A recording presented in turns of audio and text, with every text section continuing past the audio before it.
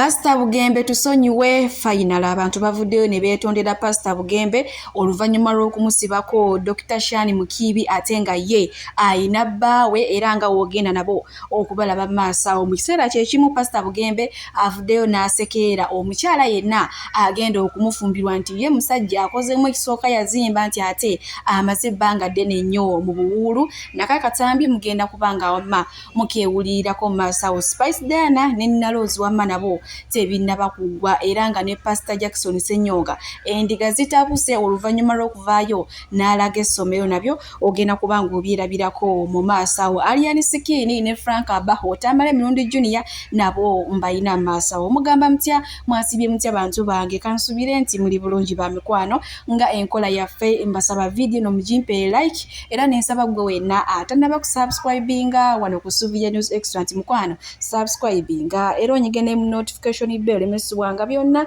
byemba nteekayo wano ku Suvia News Extra nenyongera okusabirako omwe mwenna abalwadde abakosefu nti sabe ekisa kya Mukama ate kibatuukeko ba mikwano Sheikh Ashraf Dembe omusomi w'edduwa akola ku nsonga z'amaka oyagala kufuna butuuze bweru business nga tezitambula bulungi oli Uganda oba oli bweru naye nga gwe mukwano gy'ogenda okusaba emirimu tebakuwa mukubire kagenda kubanga atakulombera edduwa era nga tulina ne bannaffe aba BF Suma nga nabo bajjanjabisa ddagala lya butonde era nga bajjanjaba endwadde zonna bakubireko so gwe naagala okulanga naffe wano business ennamba weeryawo ya WhatsApp ate osobola okujja wamma ne twogera ebisingawo munange okufumbirwa kuno ate nga tulina okufumbirwa kubanga obufumbo kirabo kitone kuva eri Mukama Katonda ono omukyala mulina maaso wano ng'asobereddwa ewaka naye mu kibira oluvannyuma lw'okufumbirwa omusajja omusezi naye baba obeera nti ku bunkenke obeera ogamba oba kati oba agenda kufuuka ekinyonyi oba agenda kufuuka oba agenda tandika obusezi ssaawa mmeka ye bannanga abaana bemubeera muzadde bo mubagamba mutya wate omwana asimuka ekyo n'akubuuza nti maama taata aliwo mugamba yagenze kusera sokola abakatambi maaso wano nze nkongere mulengera abantu kujigida mu kkubo kwekwata mu mikono kukola kikweyita maama gundi taata gundi naye nga bibeera mu nnyumba nsonga za busezi nsonga za kufuluuta nsonga za kuluma mannyo kati sokola bw'omukyalo obeera mu bufumbo ng'omusajja musezi okimanyi okubeera mu bufumbo ng'omusajja gw'osula naye musezi naye nga teri akimanyi babalabanga mukubo mutambula naye nga bbaawo musezi asera nga kyama kyo kikuli ku mutima awo nno byebiri mbufumbo bannanga abakazi bagumira bingi naye okimanyi ng'osanze omukazi omusezi oba omusajja omusezi oyinza n'okufa otulwa nti teweebaka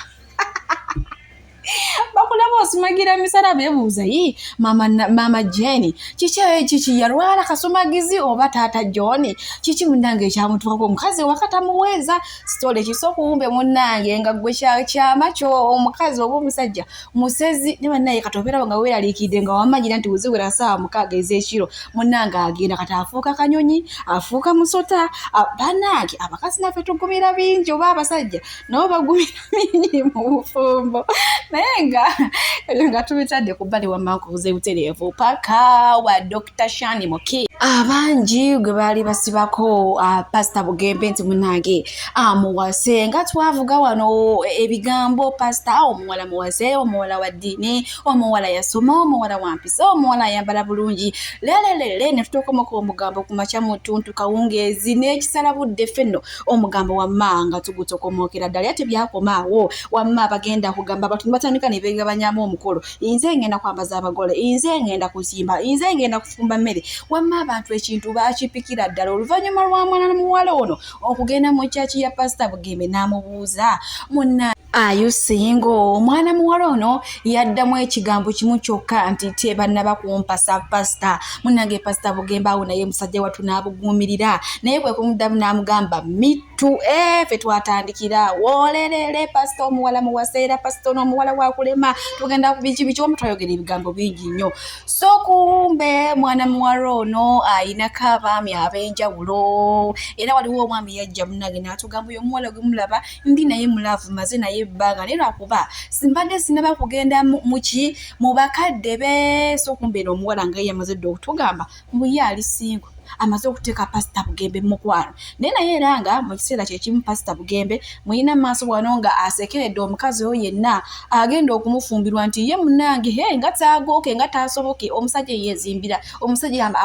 amaze mbuwula emyaka n'emyaka naye nga munnange ye dokita abeddeko n'abasajja ab'enjawulo wadde yavaayo n'atusiba ekigaali mbusimbu ali singo tebannaba kumuwasa bannange ennyambala yokka kubanga bambi omusajja yamala okuzimba nga muzibu yamala okuzimba obulu wa buludde wamma oyo muzibuzibu oyo naye ono gwe mutandika mpolampola ne mutandika oyo alibetako gwe yegomba njagala musajja nga yamalanga ennyumba zonna zizze nga ine emotoka ezeppeyi era bwati wagamba mukwano fuluma nga bwe wajja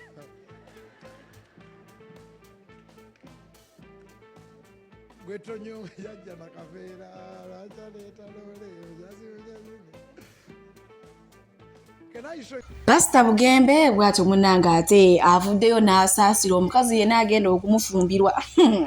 naye nga mu byonna kiki kyabadde ategeeza okuyimba akayimba ka David Lutalo nti mubbi yajja nakaveera ono pastor ate abakazi kumubba kuba agambye ye musajja yeezimbira agumidde kati bannange awo wetulize sigenda kubiyingiramu nyanti mmanyi Suvi oyogera nnyo olelere ebyo mbitadde ku bbali nenga nze nkubuze butereevu paka ate wanina Rose wano nno katankuula ntalo senga asidi muyina ng'alinganga akuma olutalo lwa Nina Rose mu munnange yavuma abakyala abampi nga kyokka naye ayina embalabe mu maaso kati omuntu anaagana kubeera mbalabe senga asidi omuntu waddembera okuba n'embalabe n'oba n'okuba nga talina mbalabe muyina mu maaso wanayogere mbwe ebyokuzaala w'abakazi banne abiteeke ku bbali munnaye nti kubanga ffenna tuli bakazi sobola bakatambi kano nti ate nkongereyo otubuzaabuza n'ebibuuzi by'abakazi abampi naye maama namakulanga ono senga asiriye aliwo okuwakula ntalo kati webuuza embalabe za munne azaagaza ki mbuwadde munnange avuma abakazi abambi tabaagalirako ddala ye talina budde bukola nabo ntalo yayagala bali abakyala abawanvu ku bawanvu naye mbu munnange naye ayina embalabe nibano ono omukyala ayagala nnyo entalo naye nga ye Spice Diana munnange twamubuuzizaako omukyala ono eyakuvuma n'akujolonga bw'atyo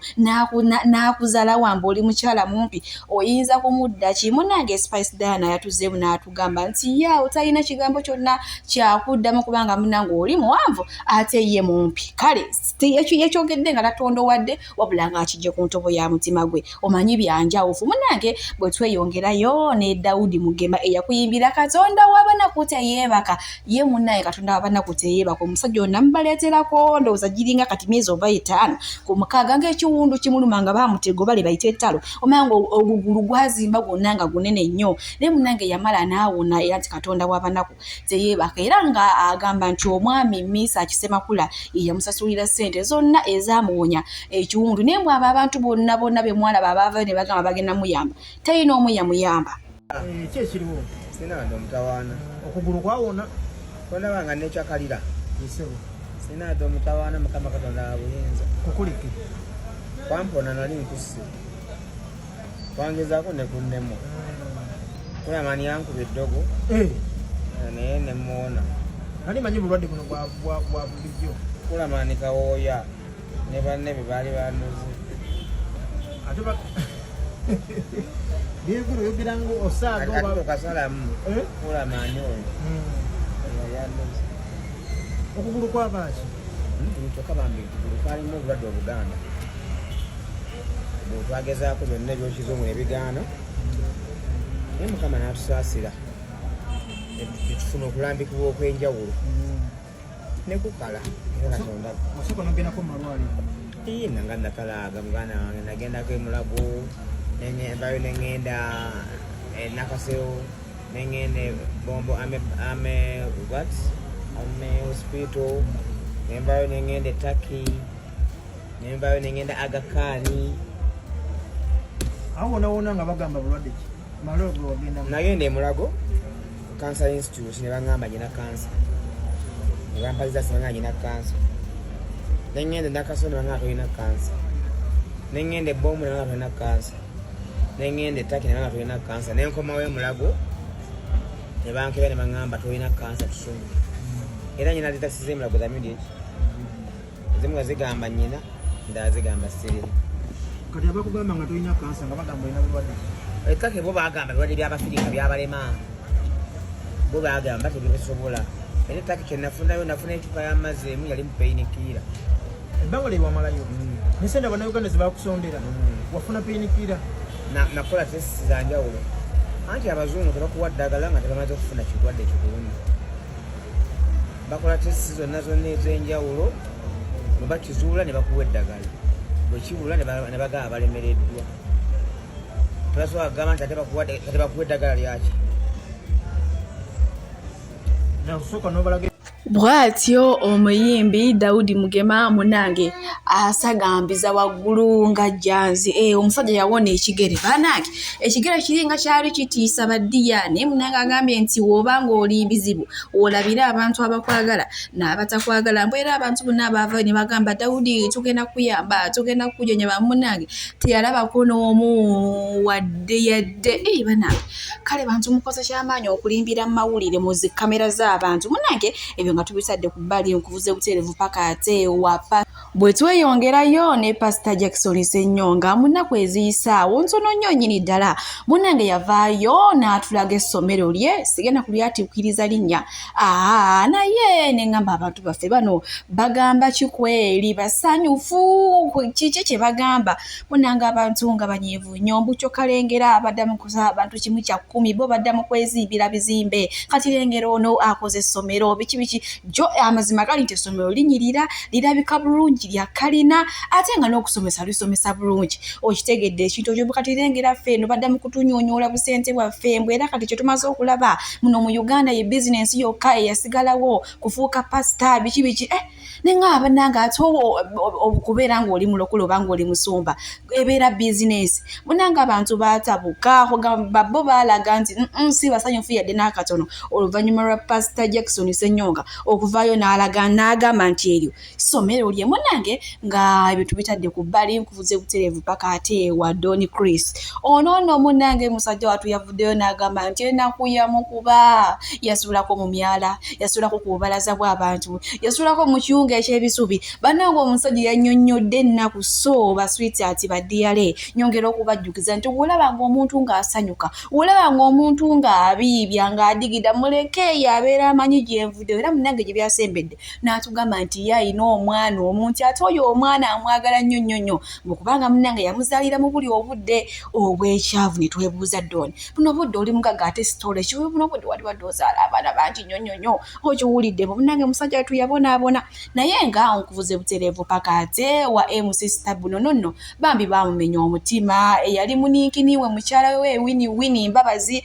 munange ate Ricky Mani ono ex wa Sheila Gashumba munange yamubako era nampropose nga mbufunze yasinga ekipa wakati no mwina maaso wano nga akokolima era Winnie tolifuna musajja akwagala nga nze lelelele nga namwe mbitegera abasajja bebatutiisa yali asobotegera omuntu amwagala Winnie Mbabazi singa wakitegeera notansuulawo ekyamazima laavu engeri gye mbadde nkwagalamu Winnie Mbabazi oyinza obutaddamu mufuna musajja akwagala nga nze olaba abo booliko abo bayuuza agenda kuyuzinga akwagale mu byakwagadde gwe byolowooza nti bituufu amala akulekewo okitegeera uli azungana gundi uli neshira uli ne gundi nenze olabeko nga nzunze naani nze gwe mulundi gwange ogusoose okugwa mu laavu sigwangako mu laavu kale nkimanyi ensonga eyakututta ziyinza okuba nga sente naye nze Staboni nwana nnyo nendabanga at least nwana nenkusanyusa oba okiraba bulungi ziyinza okuba nga sente naye tuba tujja kwezimba mpola twezimbe tulwane tufune akasente tulabe nga tusobola okubeera mu bulamu obweyagaza ate era obulamu obusanyusa naye kati wagenze kundekawo Winnie Mbabazi bagenda kumenya omutima ogende nange okwagala okudda nze wendi osobola okudda ne tweyagala omutima gukyaliwo Winnie Mbabazi nze kale Winnie Mbabazi newonkolerayo ekintu kimu kale waakiri njagala omala onsuulewo Nawo njagalako katini nonsuulawo awo at least kijja sigala mu likodi nti nkwagaddeko kale waakiri nga mutima gwange ogumenya mutima gunnuma embabazi baako kyonkolera weerowoozeemu nga tonnaba kusalawo bannange weerowoozeemu oba empeta ogisuule oba ogitunde mu sukulaapu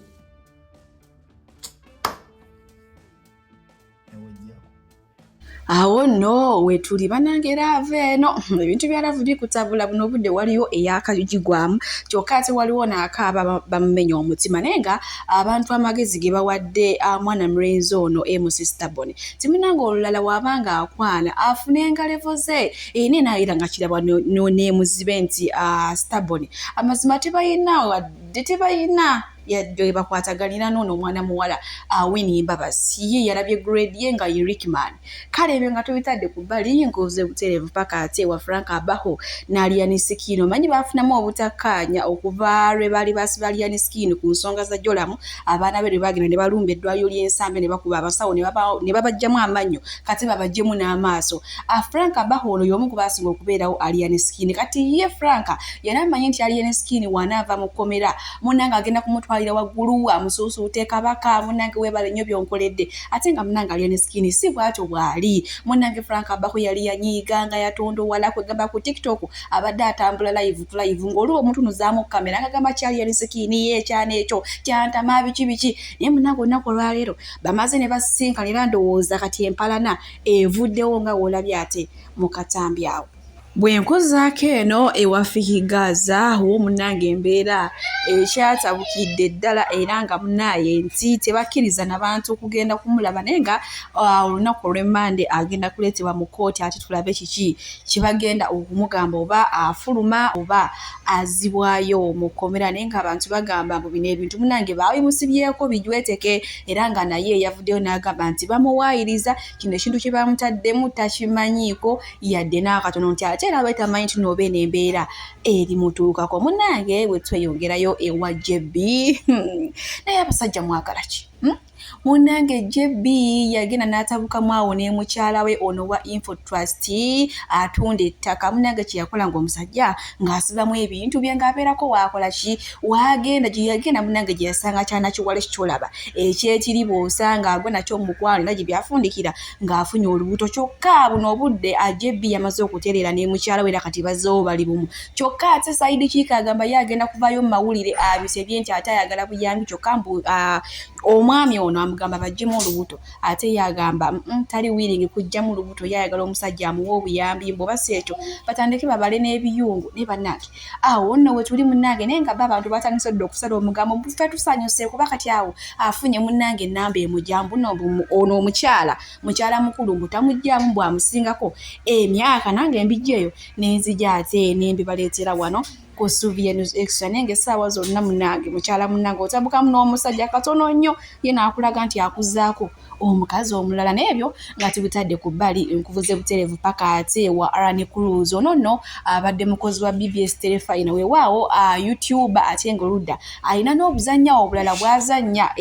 munnange bamugubye nga teyeetegese abadde ali awo nga bamukuba kibaluwa nti munnange pulogulaamu yo tugitunuddemu togitambuza bulungi swiswiswi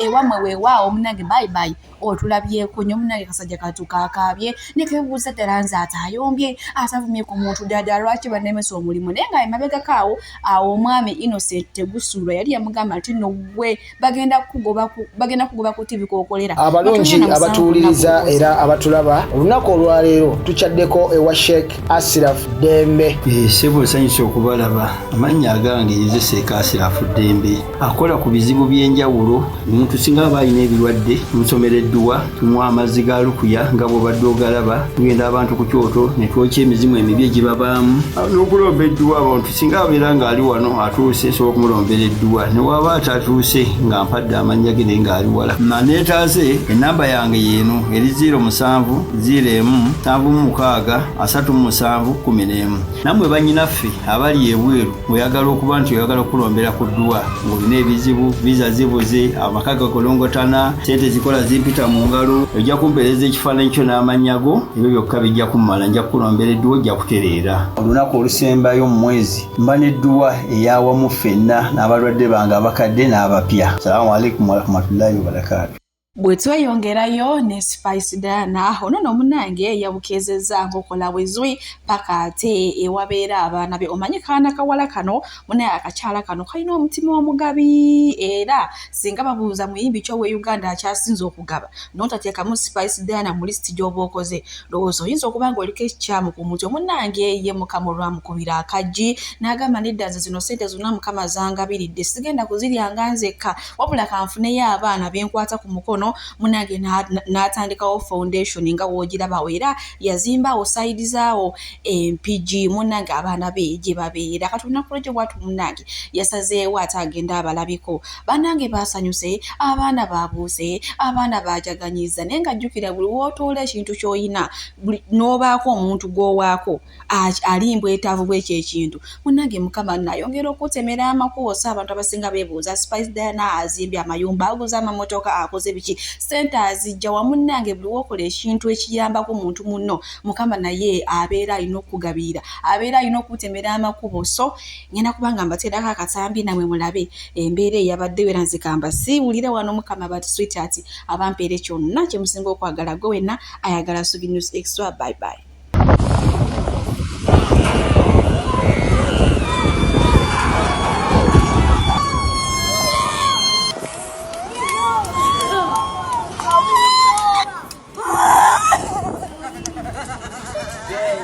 Spicy.